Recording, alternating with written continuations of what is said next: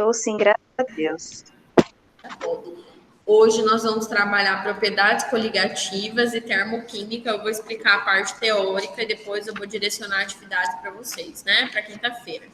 Semana que vem a gente já está encerrando aí, então nós vamos ver a parte teórica dos conteúdos, as correções, porque aí na semana que vem, eu acho que já come na sexta, eu acho que já começa as recuperações, depois exame, depois dia 30 colação, né, galera? Então vamos lá, a professora vai explicar propriedades coligativas e termoquímica hoje, né, parte teórica. Então, nós estudamos na última aula, quinta-feira, soluções, né, as fórmulas principais das soluções, e hoje a gente vai estudar propriedades coligativas. Propriedades coligativas ou propriedades das soluções é aquilo que interfere, por exemplo. Existem soluções, líquidos, que são mais voláteis e outros que são menos voláteis.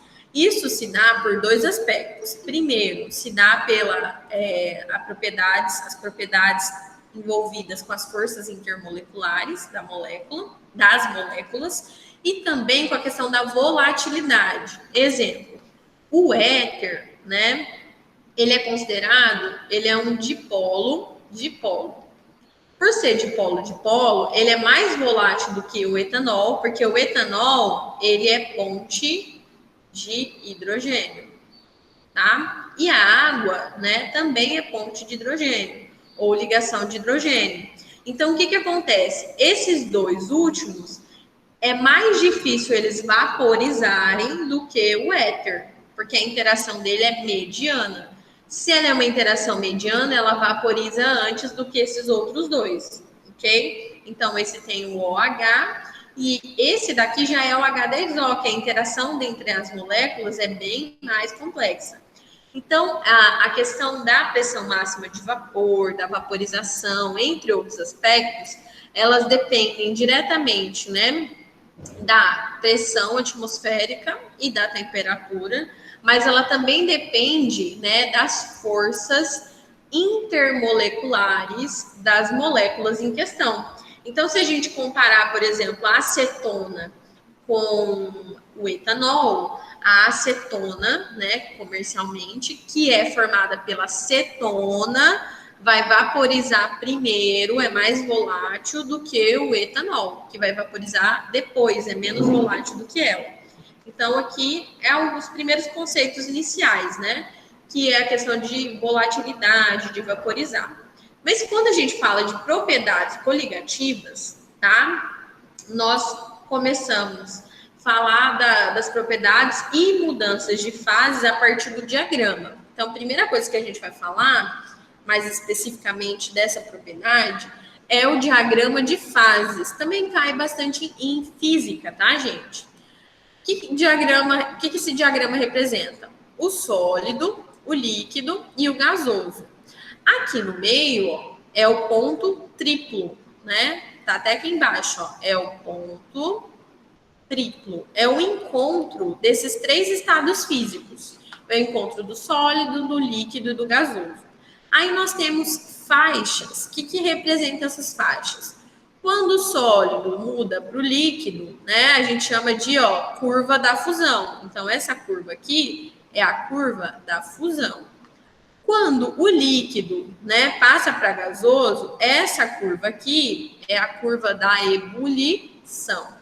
E quando o vapor passa para o sólido, né, essa é a sublimação, onde eu estou sublimando, eu estou passando de gasoso direto para o sólido.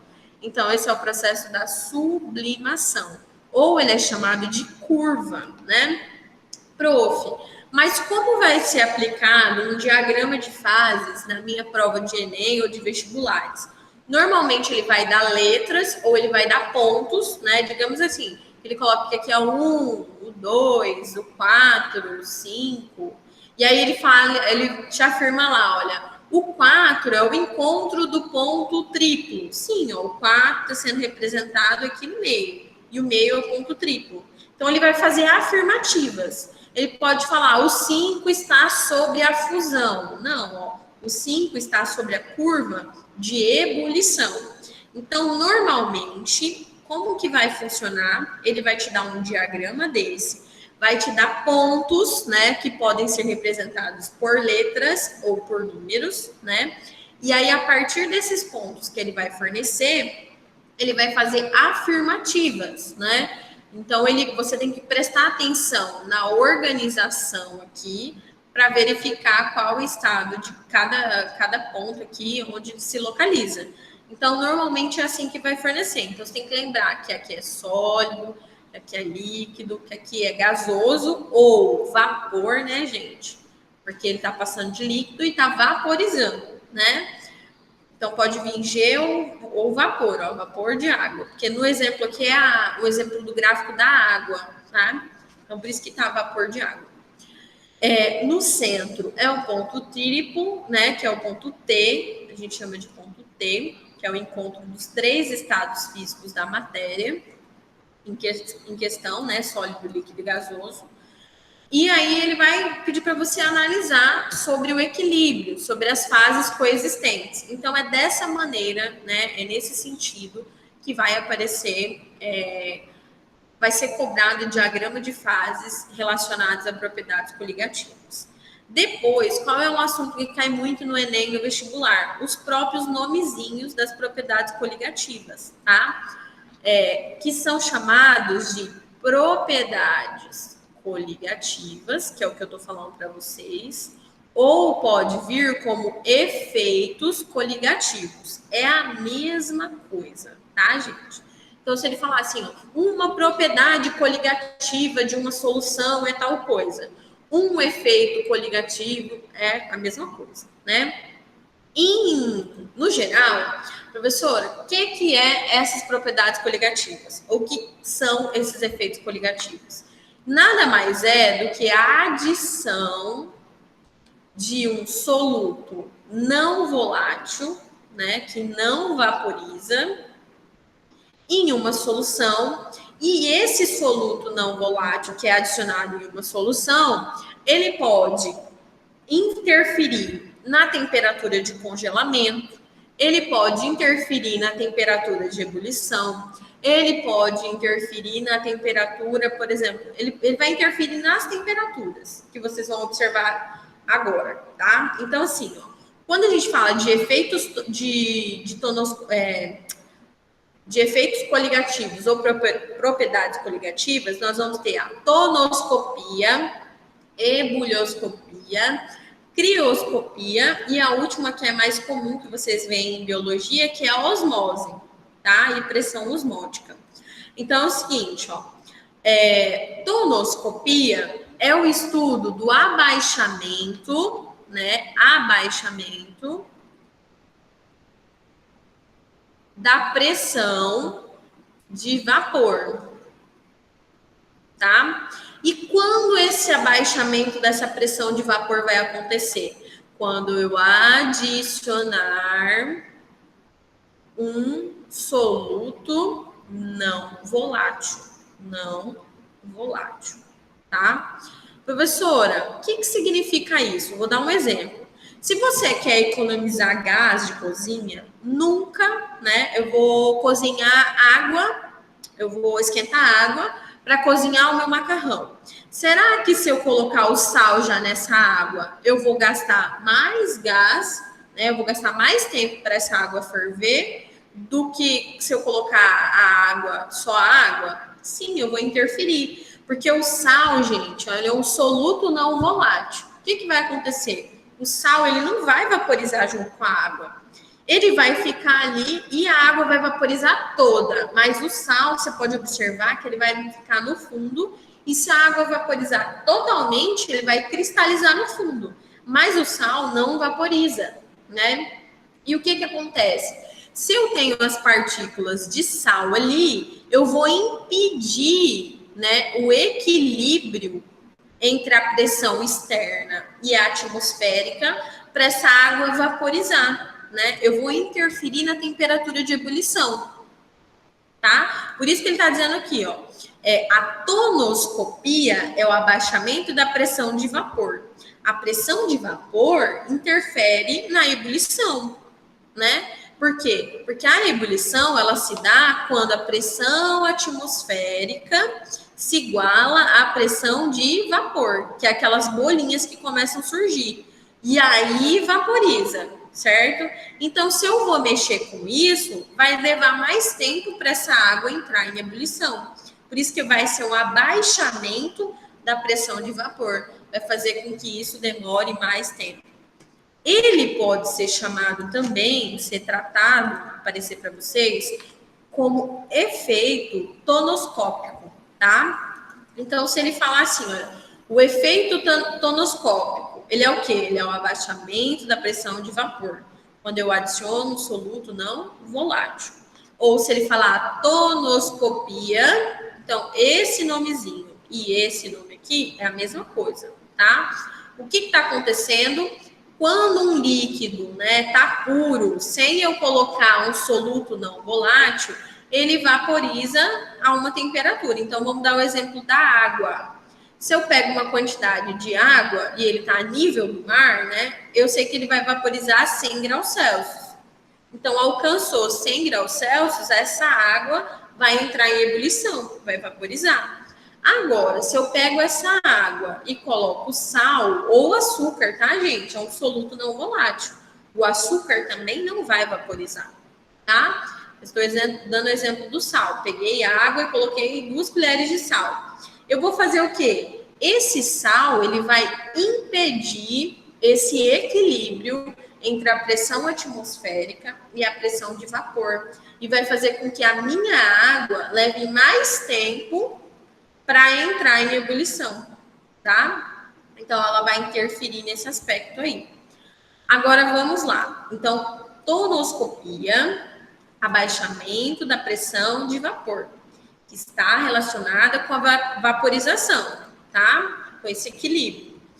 Segundo, né, o próximo é a ebulioscopia. Ebulioscopia, o nome já é sugestivo.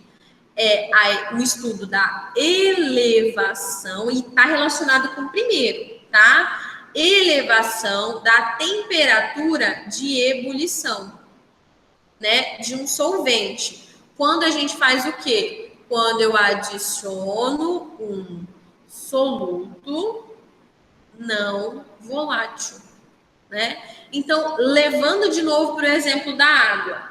Se eu tenho água pura, ela entra a 100 graus Celsius. Mas se eu tenho água e sal, ela vai levar mais tempo. Ela vai entrar em ebulição acima de 100 graus Celsius, né? Por quê? Porque eu tenho um soluto não volátil.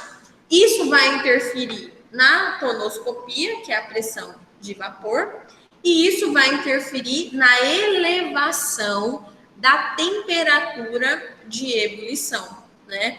Que é a ebulioscopia. O que acontece, gente? Esse processo, algumas coisas a gente tem como exemplificar. Nos radiadores, eles utilizam soluções para não superaquecer e não ferver o motor, né? Do mesmo jeito que lá nos países frios, eles utilizam esses catalisadores para não congelar o motor. Então, são efeitos tonoscópicos também. E aí, já tratando do último efeito tonoscópico aqui, que é a crioscopia, que é o abaixamento da temperatura de congelamento, né? Então, se a água, por exemplo, congela a 0 graus Celsius aqui, se eu colocar sal, significa que ela vai ter que congelar uma temperatura negativa. Porque eu vou estar fazendo o quê? Eu vou estar abaixando a temperatura de congelamento. E o nome disso é crioscopia. Então, lá nos países frios, quando está tudo congelado, o asfalto, as calçadas, eles têm uma mania, né? Vamos dizer assim, uma mania não, um costume de jogar sal grosso, jogar sal. Por quê? O sal é um soluto não volátil. Quando ele entrar em contato com a água, né? O que ele vai fazer? A água, se ela congelava a uma dada temperatura específica, ela vai ser obrigada a congelar a uma temperatura mais baixa, mais negativa. Isso vai fazer com que ela passe do estado que ela estava, que era sólido, e vá para o estado líquido, até ela congelar de novo, né? Então, lá nos países frios, eles têm esse costume de tacar o sal ali, né, nas calçadas, porque eles fazem isso para poder descongelar, né? Não que descongela, tá, gente? O sal não descongela nada, mas ele abaixa a temperatura de congelamento. Isso acontece também aqui na nossa região, nas fábricas de sorvete. Então, eles têm uma solução de salmoura, tá? Que mantém, que tira os cristais na hora do congelamento, né? Para que isso acontece? Para que o sorvete não tenha aquele cristal de gelo, não seja aquela água, né? Tem sorvete que é aguado, que você come, é só aquele cristal de gelo, parece a água congelada. Mas eles preparam normalmente esse congelamento, ele é a base, tem uma solução de salmoura e outras coisas, tá, gente? Estou dizendo um grosso modo. Mas ele tem uma aplicação de uma água de salmoura para ajudar no abaixamento dessa temperatura, para manter esse sorvete realmente gelado, sem formar cristais de gelo, em grosso modo. É isso que acontece, tá? Então, vamos lá. Nós temos os efeitos efeitos coligativos. Tonoscopia, que é o abaixamento da pressão de vapor. Ebullioscopia, que é o aumento da temperatura de ebulição. Crioscopia, que é o congelamento, né? O abaixamento da temperatura de congelamento. Tanto é também, tem uma curiosidade, né, gente? Hoje em dia a gente está tendo a criogenia nos Estados Unidos. As pessoas estão morrendo, é caríssimo, né, gente? Mas eles estão congelando lá o corpo para poder ver se faz alguma coisa ali, se congela sem criar cristais de gelo, para não prejudicar a parte cerebral, para em algum dia ressuscitar esses corpos. É caríssimo, mas já tem esse processo que é a criogenia, tá? E nós vamos ver por último, né, o último processo, que chama-se de osmoscopia ou a osmose, onde a gente trabalha com dois fatores, né? A gente trabalha com a pressão osmótica, tá? E a osmose. A osmose, vocês veem em biologia, tá, gente? Isso aqui é um ciclo biológico bem importante para vocês. Então, vocês vão tirar de letra, já sabem isso daqui. Mas vamos lá, vamos analisar como que a gente aplica esse conceito da osmoscopia, né, nos efeitos coligativos, nas propriedades coligativas.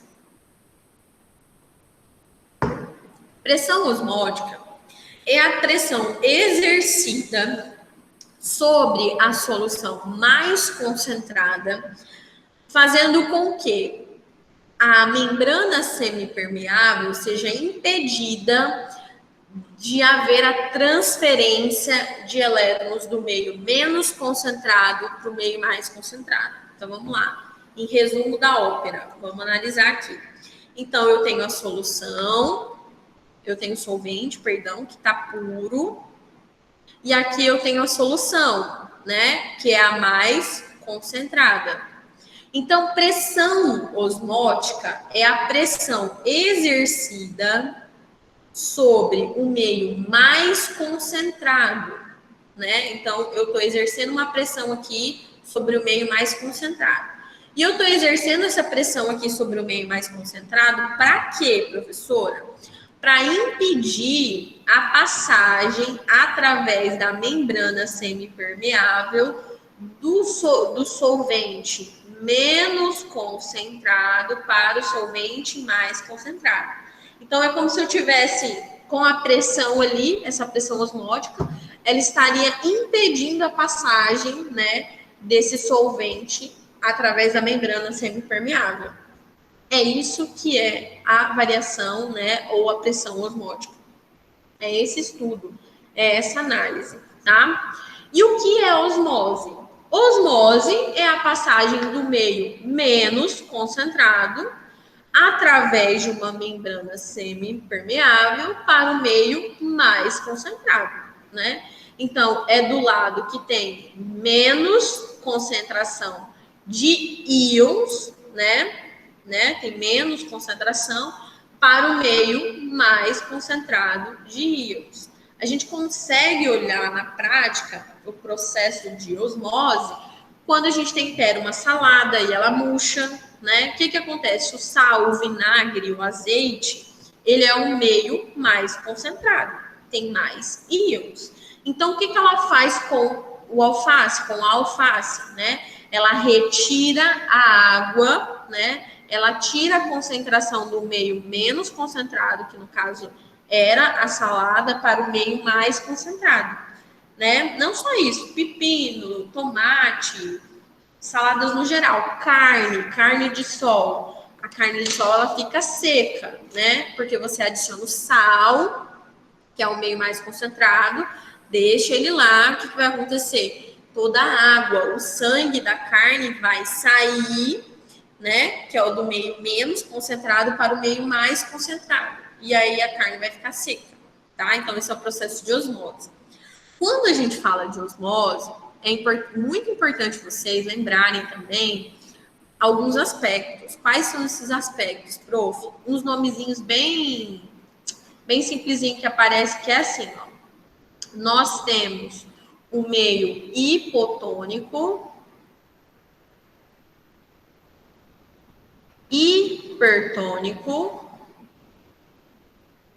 e isotônico, tá? Então, quando a gente fala de osmose, é importante vocês lembrarem disso daqui, tá? Então, é importante vocês lembrarem dos termos hipotônico, hipertônico e isotônico.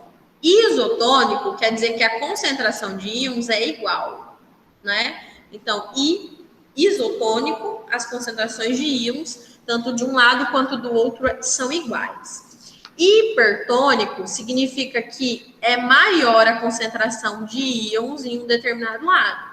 E isotônico é menor, né? Ó, hipo, de menor concentração de íons, hiper, de maior concentração de íons, e iso, de igual concentração de íons, tá?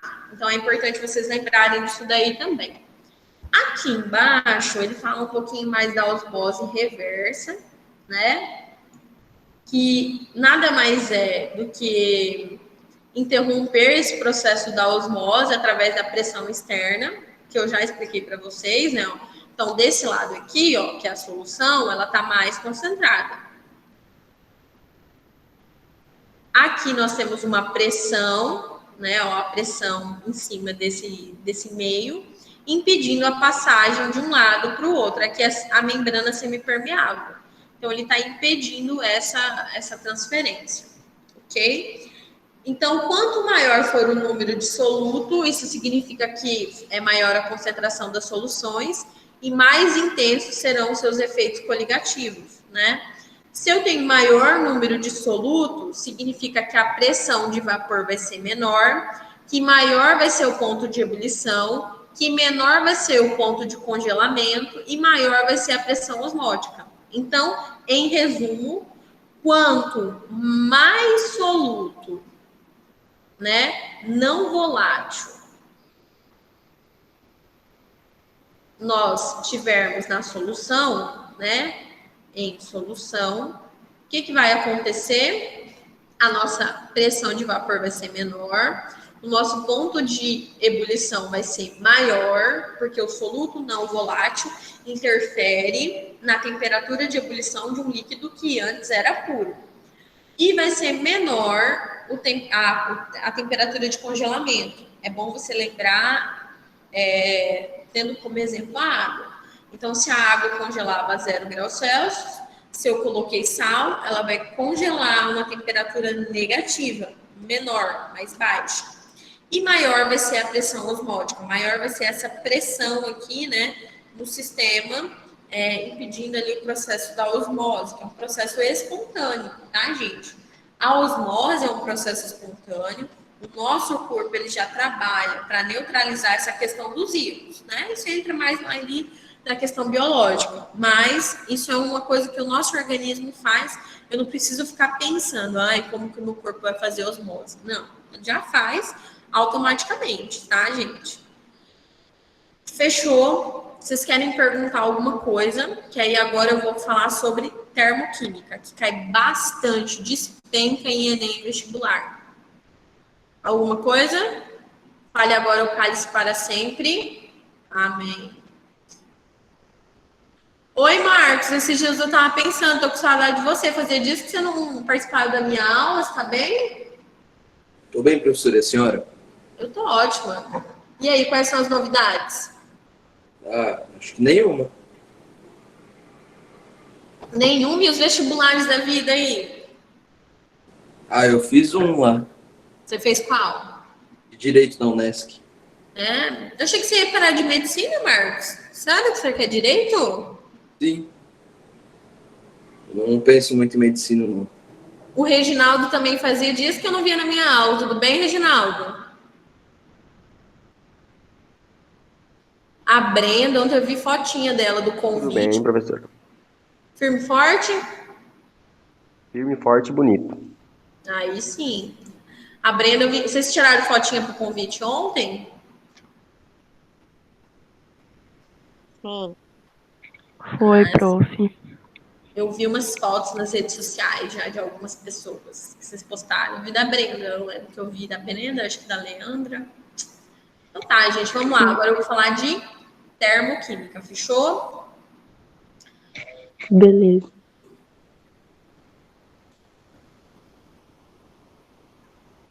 Termoquímica é a transformação, né, química de uma reação em energia, em valor de temperatura, em caloria, tá? Então, a termoquímica é uma grandeza onde as variações de temperatura elas estão envolvidas.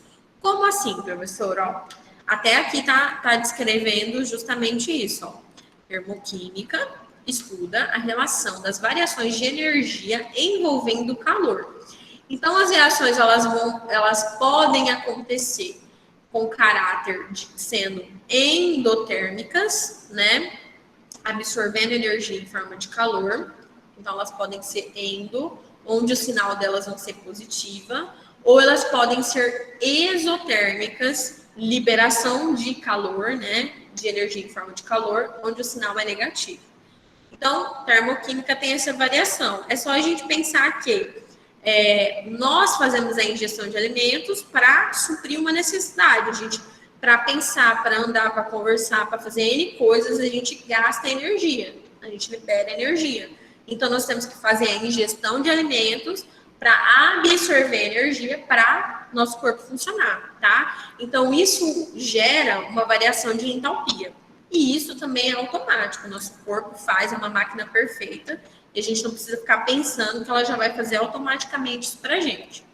Então, vamos lá. Quando a gente fala dessas variações endotérmicas ou exotérmicas, né, essas liberações de calor, a primeira transformação de calor ali, a primeira equação matemática que nós vamos ter é o Ki-macete, tá? Onde nós vamos ter a quantidade de calor, a massa, né?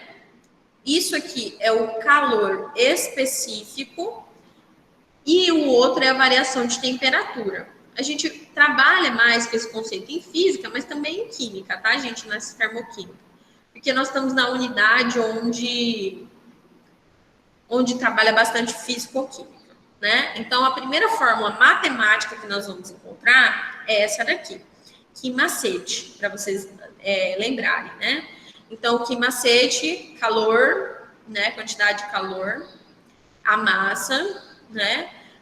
O calor específico, que normalmente vai ser dado no exercício, e a variação de temperatura que isso ocorre, tá? Mas a fórmula que nós vamos utilizar para as variações de entalpia é essa daqui. E essa vocês têm que lembrar de cor e salteado. O ΔH representa a variação de entalpia, né? Essa entalpia, ela pode ser dada em quilojoule, né? Ou em joule, as unidades de medida, por mol. Normalmente, ela é em quilojoule, mol, barra mol, tá? Mas vamos lá. Então, essa variação de entalpia sempre vai ser a variação da entalpia do produto, né, que é o final, menos a entalpia do reagente, que é o início, né? Então, nós falamos que a variação de entalpia de uma equação química, ela é sempre dada pela variação da entalpia do produto menos a variação da entalpia do reagente. Aí que entra o conceito de endo e exo.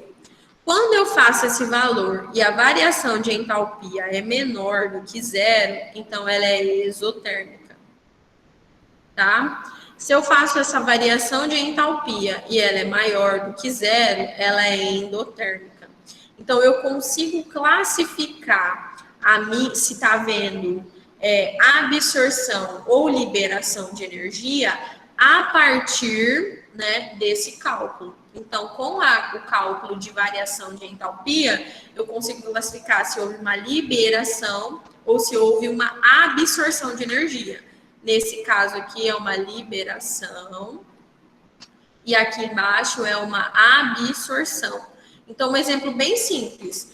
Para um gelo, né? Eu tenho uma pedra de gelo, um cubo de gelo. Para o gelo descongelar e passar para o estado líquido, ele tem que absorver energia em forma de calor, para ele passar para o estado líquido, para ele se liquefazer, passar para o estado líquido. Então, é um processo endotérmico, né, onde vai envolver a absorção de energia para ele poder mudar de estado físico. Tá? Então, só um exemplo, para vocês refrescarem a memória. Aí, o seguinte, gente. Vamos olhar a representatividade do gráfico. Sempre cai bastante questão de gráfico em questões de Enem vestibulares também. Então, quando uma reação ela for de liberação, né, que ela for exotérmica, nós vamos observar que eu vou ter o reagente e aqui embaixo eu vou ter o produto. Então, do reagente para o produto, ó, a setinha está para baixo. O que aconteceu foi uma liberação de energia. A variação de entalpia dela, como eu falei para vocês, ficou negativa, ficou menor do que zero, né? Então, quando eu tiver um gráfico, eu vou sempre observar que o meu reagente está aqui em cima e o meu produto está aqui embaixo. Se o produto está embaixo, significa que houve uma liberação. Se houve uma liberação de energia em forma de calor, essa variação de entalpia ela vai ser negativa. E essa reação, então, ela foi exotérmica. Normalmente, processos de combustão, né? Queima. Processo de combustão são processos que liberam energia em forma de calor. Acontece a queima, acontece liberação. Agora, vamos lá. Processos endotérmicos, que são processos de absorção de energia, né? O processo é inverso. Então, eu tenho o reagente aqui embaixo, a setinha ela tá para cima, ó, formando o produto. Ó, o produto aqui em cima. Então, o que aconteceu? A variação de entalpia ela vai ser maior do que zero, ela vai ser positiva. Se a variação de entalpia nesse gráfico aqui, nessa representação, ela é positiva, significa que absorveu energia, né, para formar esse produto, né, para formar esse composto. E aí ela é considerada uma reação endotérmica. Então, é bem importante lembrar isso aqui, ó, que combustão, processos de queima, são processos de liberação. Por quê? Lá nas questões de Enem vestibular, você pode olhar que tem um padrão. Normalmente ele vai falar de hidrocarbonetos sendo queimados, que são gases, ou de petróleo sendo queimado, que nada mais é do que um hidrocarboneto, ou liberação de dióxido de carbono, né, a partir de uma queima. Então, ele vai falar muito de queima, de combustão, principalmente de compostos orgânicos, que são hidrocarbonetos, derivados do petróleo. Então, vai frisar bastante ali na questão dos compostos orgânicos, na combustão, tá? Então, essa é a análise do gráfico. Deixa eu só falar o seguinte, no geral, um apanhado geral. Quando quando eu vou utilizar essa fórmula que você acabou de me falar, prof, que aí entra nos casos especiais de entalpia ali. A variação de entalpia produto menos o reagente, eu vou utilizar sempre que ele falar de entalpia padrão, tá? Sempre que ele pedir, calcule a entalpia padrão. Sempre que ele pedir, calcule a entalpia de combustão, tá? Quando ele pedir para calcular a entalpia de combustão, vai ser essa fórmula. Se ele pedir, calcule a entalpia de formação. De formação vai ser essa fórmula também, tá? Então, existe uma diferença. Se ele pedir para você calcular entalpia padrão, se ele pedir para você calcular entalpia de combustão e entalpia de formação, a fórmula é a mesma, é essa daqui. Produto menos o reagente, tá? Se ele pedir para você calcular a entalpia de ligação, né? A entalpia de ligação, ela tem uma particularidade toda, que eu vou falar mostrando ali no livro, mas eu já vou mostrar a fórmula. A entalpia de ligação vai ser variação de entalpia é igual a variação da entalpia das rompidas, que são os reagentes, mais a entalpia das formadas. Quem eu formo? Eu formo o meu produto. Quem eu rompo numa ligação? Os reagentes. Então, isso daqui, ele indica que é a entalpia rompida. E a entalpia rompida são os reagentes, tá? Esse daqui é a entalpia formada. E a entalpia formada é a entalpia dos produtos. Tem um macete, vocês lembram? Eu tenho que somar a entalpia no reagente e colocar o sinal de positivo. Eu tenho que somar a entalpia dos produtos e na frente colocar o sinal de negativo. Mas vamos lá que eu vou mostrar isso para vocês nas classificações especiais que está ali no livro. Vou falar um pouquinho mais para vocês. Espera aí. Então, é o seguinte, ó, termoquímica e alguns casos especiais. Primeira coisa, né? Existe uma tabela de valores específicos de variação de entalpia. Então, por exemplo, ó, uma molécula de água no estado líquido, a variação é 285. Em alguns lugares aparece menos 286, tá? Já trabalha arredondado. Então, eu tenho que levar em conta, quando eu for trabalhar qualquer uma das fórmulas ali, tá? Eu tenho que levar o número de mols, tá? Por que eu tenho que levar em conta o número de mols? Porque observa aqui, uma molécula de água, o valor da entalpia dela é 285 negativo. Agora, se eu tiver duas moléculas de água, eu tenho que pegar o 2 e multiplicar pelo valor em mol. Então, o valor em mol era menos 285. Vezes 2 vai dar esse valor aqui, tá?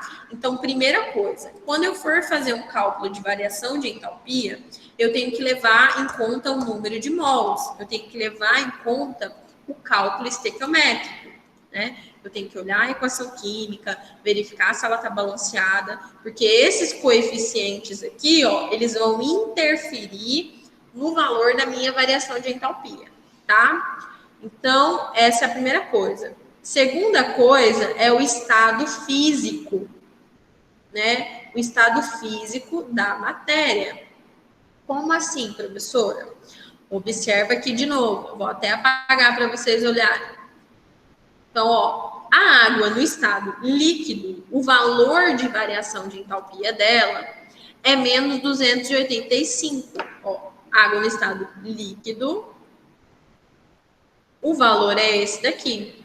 Mais 1 mol de água no estado gasoso já é menos 241, né? Então, ó, quando eu vou trabalhar com cálculo de termoquímica, eu tenho que olhar o número de mols que é o balanceamento da equação.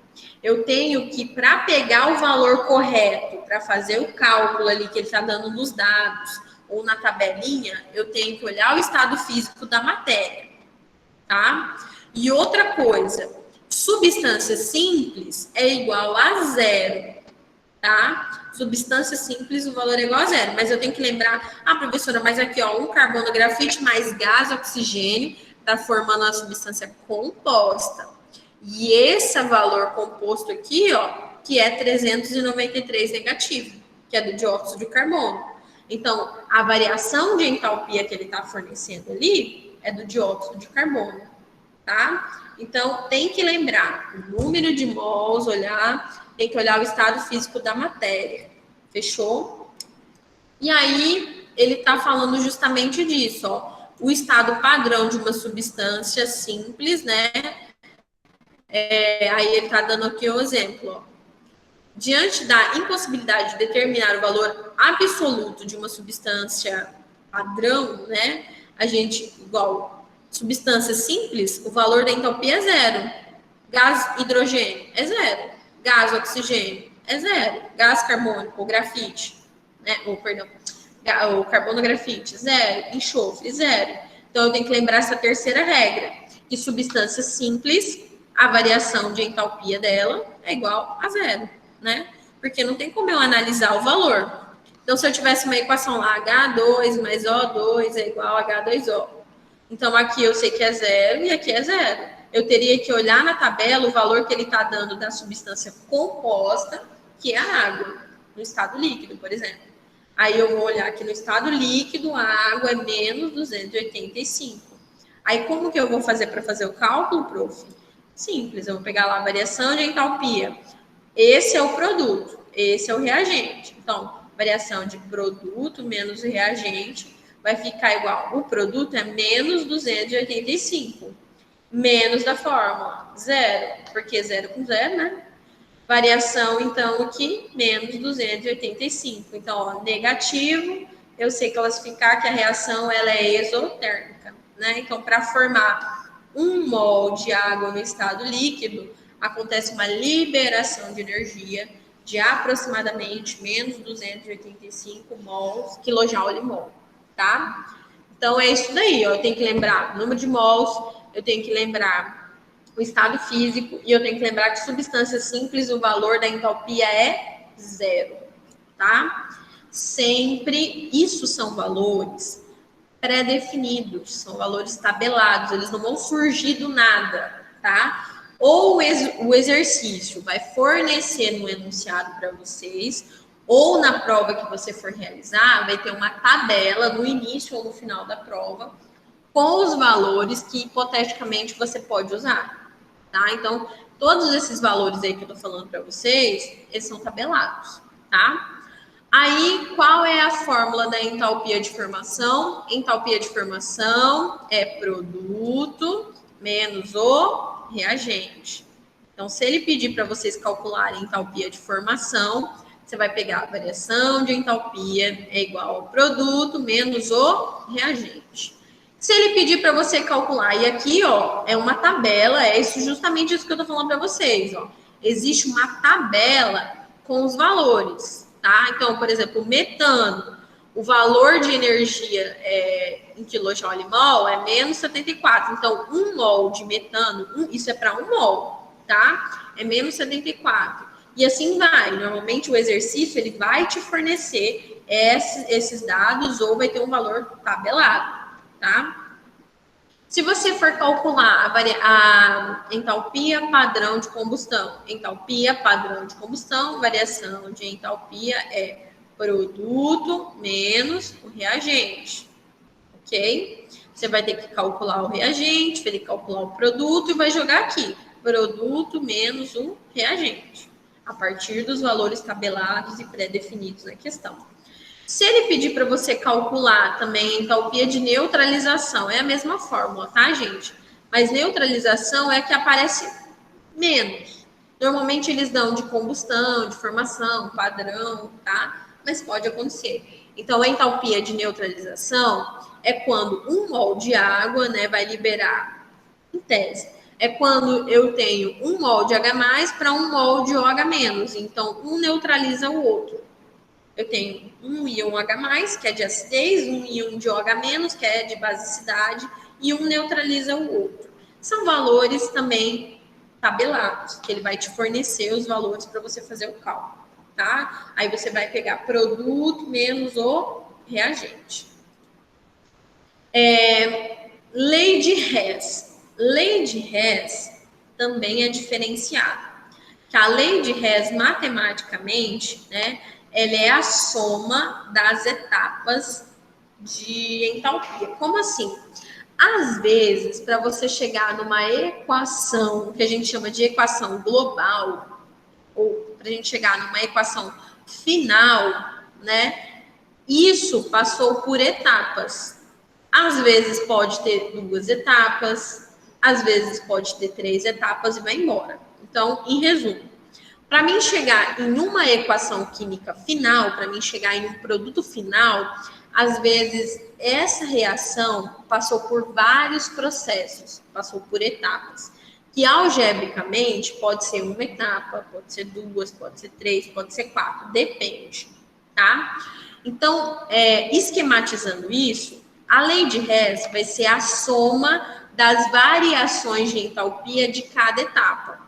Então, digamos aqui, no exemplo que eu dei, que para chegar nessa equação global, eu tive a variação de entalpia 1 e eu tive a variação de entalpia 2. Então, a minha fórmula vai ficar assim, ó. Variação de entalpia é igual a variação de entalpia 1 mais a variação de entalpia 2. E aí eu vou chegar na lei de Hess, tá? Na lei de Hess, eu tenho que ficar ligado que eu posso dividir uma equação, e se eu dividir, por exemplo, uma equação, eu tenho que dividir também a variação de entalpia. Eu posso inverter uma equação, e se eu inverto a equação, eu tenho que inverter o sinal da variação. Então, digamos que eu inverti a equação química, e quando eu inverti, eu observei que no início estava negativo o sinal. Se eu invertir, e antes o sinal estava negativo, depois do processo de reversão ali, de reverter, eu vou ter que colocar o sinal positivo. Porque tudo que eu fizer, né, em minúcias, tudo que eu fizer com a equação química, eu tenho que fazer com a variação de entalpia. Então, se eu multiplico a variação de entalpia, eu tenho que multiplicar a equação química e vice-versa. Se eu multiplico a equação, eu tenho que multiplicar a variação. Se eu divido essa equação, eu tenho que dividir a variação de entalpia. E se eu inverto, eu vou ter que inverter. Como que eu vou fazer isso daí, professora?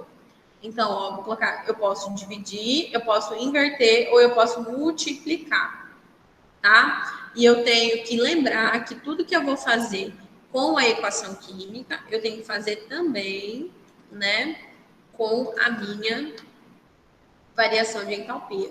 Então, se eu multiplicar, eu tenho que multiplicar também a variação, tá? Normalmente a gente vai olhar, eu falo assim, ó, primeiro você vai pegar a equação global, né? Aí você vai olhar assim, ó, da primeira equação, o que eu tenho ali que não aparece em nenhuma outra equação, mas que eu preciso na equação global, tá? Aí você vai observar, eu preciso do O2 e ele está no reagente. E só na primeira equação tem o O2, mas ele está no produto. Então, opa, se ele está no produto e só tem ali na equação número 1, eu vou inverter ela. Se eu inverter, eu inverto o sinal da variação. E aí eu deixo na posição que eu preciso, tá? Aí eu vou olhar a segunda equação. Eu vou observar o que eu preciso na segunda equação, que só tem ali, não tem na primeira, né? E a posição que ela tá. Se ela já estiver na posição certa, eu só permaneço do jeito que tá. Se ela não estiver na posição certa, se ela não estiver na quantidade certa, ou eu vou ter que inverter, ou eu vou ter que multiplicar, ou eu vou ter que dividir, né? Então, essa é a lei de Hess. Ela não é muito difícil a aplicação dela, não. Ela é bem tranquila.